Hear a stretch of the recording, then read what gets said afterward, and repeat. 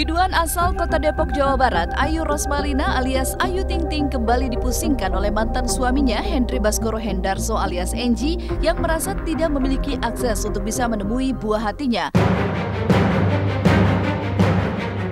Bahkan polemik antara Enji dan Ayu ini pun telah menjadi perhatian Komisi Perlindungan Anak Indonesia atau KPAI. Meskipun Enji sendiri sempat dibuat bingung lantaran dirinya belum pernah mengadu pada KPAI. Tapi mengapa di saat KPAI hendak menjembatani antara Ayu dan Enji agar permasalahan ini tak berlarut-larut, Enji justru lebih memilih mengutus kuasa hukumnya ketimbang dirinya sendiri hadir dan menceritakan soal kerisauan dan kegalauan hatinya. Lantas, benarkah jika Enji belum benar-benar siap berhadapan dengan Ayu dan keluarganya? Dan mengapa keinginan Enji untuk bisa menemui buah hatinya itu kembali mendesaknya di saat usia sang putri telah beranjak 3 tahun? KPAI sendiri kita akan melakukan penanganan, berproses begitu ya, menemukan fakta-fakta yang sebenarnya terjadi begitu ya. Karena ini kan sifatnya belum pengaduan, tetapi masih konsultasi. KPAI punya kewenangan untuk memanggil para pihak, apalagi kasus ini mendapatkan perhatian publik begitu ya. Tetapi intinya tetap memperhatikan kepentingan terbaik bagi anak. Mas Enji kayaknya mengedepankan proses yang soft, yang proses mediasi, dan bagi KPAI sendiri kami akan melakukan proses-proses fact finding di tahap-tahap selanjutnya begitu. Mas Enji tidak bisa hadir untuk bertemu dengan rekan-rekan yang di sini karena lagi ada pertemuan yang tidak bisa ditinggalkan. Kenapa baru sekarang? Justru sekarang pertanyaan ini kok jadi kaget nggak Enji? Ujung-ujungnya kok ada berita ini. Pas dia pulang dari umroh kok ada beritanya hangat banget nih. Nah, padahal Enji tidak tahu dari mana beritanya, udah pengaduan katanya kan, makanya saya cek tadi. KPAI, udah ada nggak pengaduannya kan? Apakah pengaduannya udah lama, baru tindak lanjutin hari ini? Ternyata belum ada nih. Sejak berpisah dari Enji, Ayu memang terlihat berjuang keras mati-matian, mulai dari melahirkan dan membesarkan anaknya seorang diri.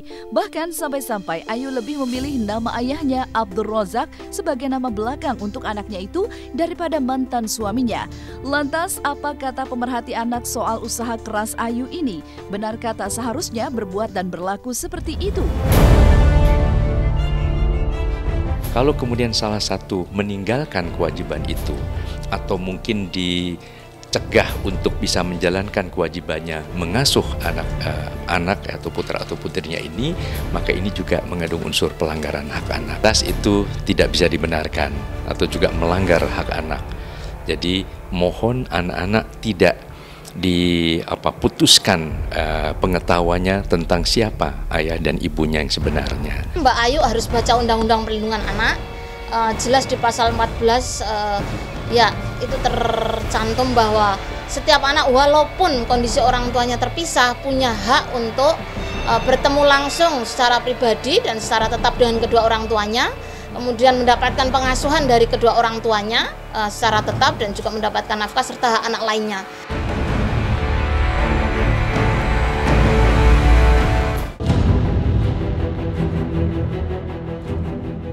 Kehadiran Inneke Koesherawati di ruang sidang tindak pidana korupsi kemarin sepertinya membuat sang suami Fahmi Darmawansyah terdakwa kasus dugaan kasus suap proyek pengadaan alat monitoring satelit di Badan Keamanan Laut atau Bakamla, BAK-OA semenyejukkan. Inneke yang tak lagi memakai baju berwarna gelap seperti sidang sebelumnya seolah mencirikan jika ia sudah bisa mengatasi kesedihannya atas musibah yang menimpa suaminya itu. Tak hanya hadir untuk mendampingi sang suami, adanya Inneke juga membawakan sepatu ganti yang akan dipakai Fahmi menjalani sidang yang beragendakan mendengarkan keterangan saksi.